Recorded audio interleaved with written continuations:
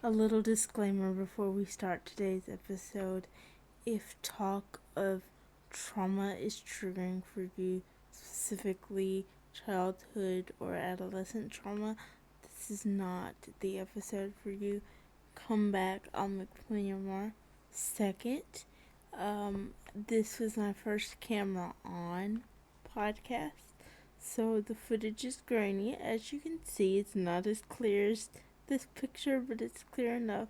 Give me time, I'm working on it.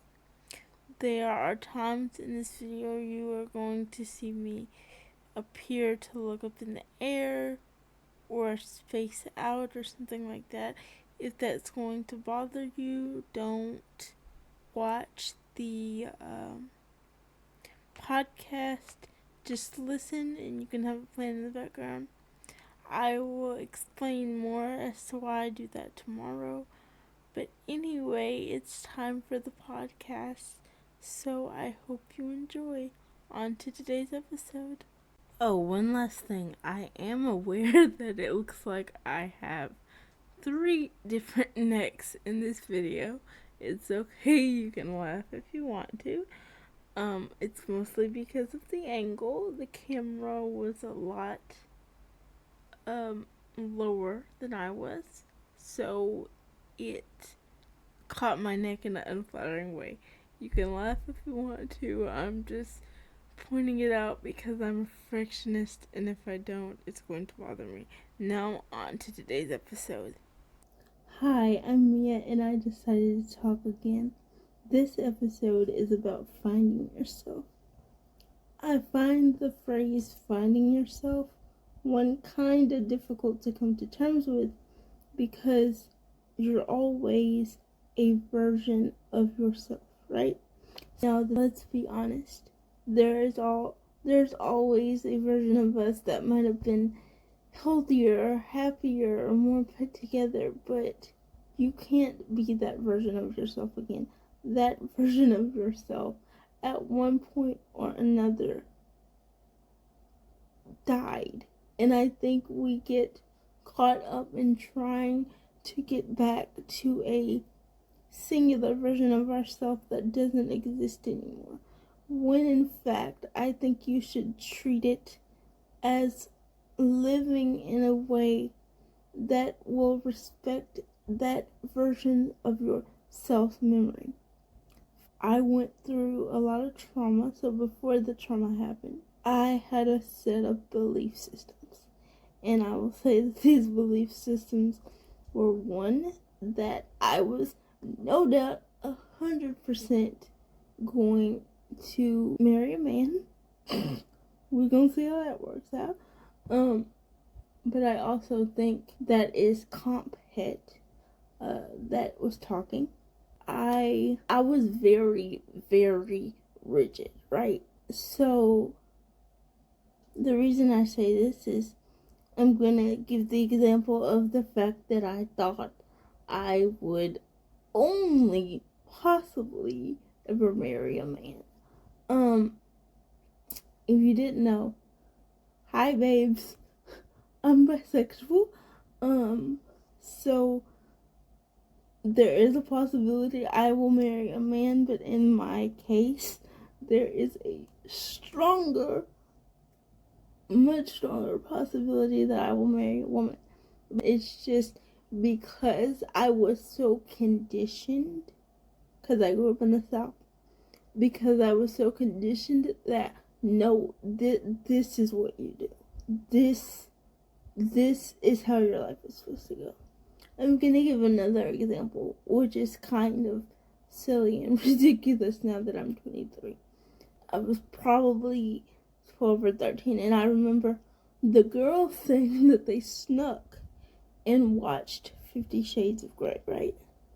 Which I don't think you should be watching 50 Shades of Grey at 12 or 13 anyway, but hey, giving you context of how I grew up, that was impossible. Like, I would have never, my mom would have never allowed that. But even now, as a grown person, I kind of grew up with the the belief that even the PG-13, so even the clean intimacy scenes were dirty. And I'm not talking about like you see everything. I'm talking about PG-13. Like even as an adult, I feel the need to, and I fight the need now, to almost squirm or look away like it's dirty. And the reason I'm bringing this up as beliefs and trauma is because as someone who values physical touch, and I don't just mean intimacy, because physical intimacy, that type of touch in a romantic way, I mean just touching someone's hand or anything like that. Obviously, I would value physical intimacy in a relationship, right? I was raised with the, oh no, you don't look at that. And even as an adult, I almost want to skip through them. But then I had to sit down and I'm like, is this my belief or what I was taught? You know, I'm grown now. Physical intimacy is going to happen, and that's okay. Now on to the trauma side of that.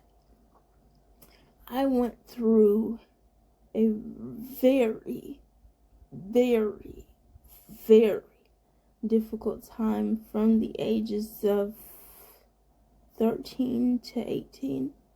I probably won't ever fully talk about what happened here because there was physical trauma that occurred not in my home, but it occurred on a daily basis outside of my home. There was physical trauma that occurred. There was mental trauma that occurred. The professionals not believe you. That gave me my own set of traumas, being why even use my words if no one's going to believe them. And I still struggle with that trauma today. My belief system is not that words don't matter. If you know me and you've ever talked to me for longer than 5 seconds, words almost, and I mean almost, matter to me as much as actions, right? So, for 1 second. We're not gonna get emotional today. For my words not to be believed by the professionals that were there to stop this from happening, as an adult, I now understand, hey, that wasn't your fault. But as a kid, it was like, okay, every time I open my mouth, these professionals don't believe me, so I'm just not going to open my mouth again, right? So I think that that's a form of, that's not my true belief. That is a trauma response, right? I now realize that they matter, and that part of my life didn't mean that they didn't matter. I think it showed me even more that regardless if anyone believes them.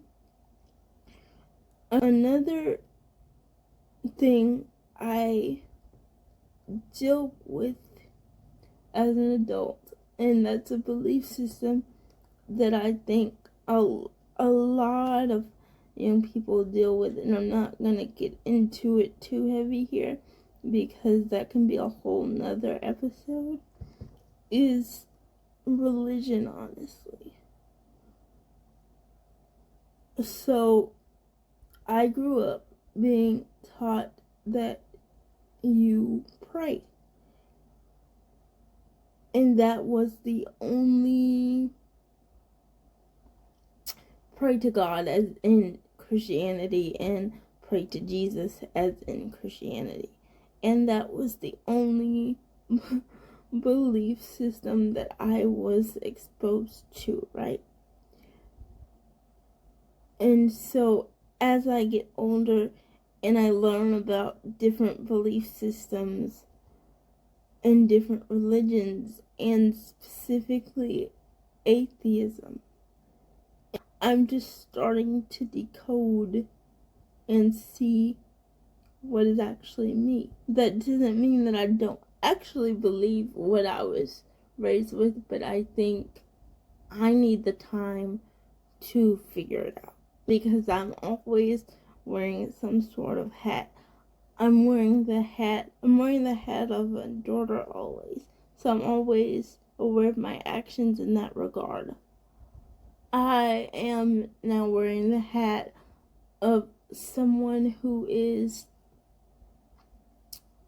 trying to start a small business.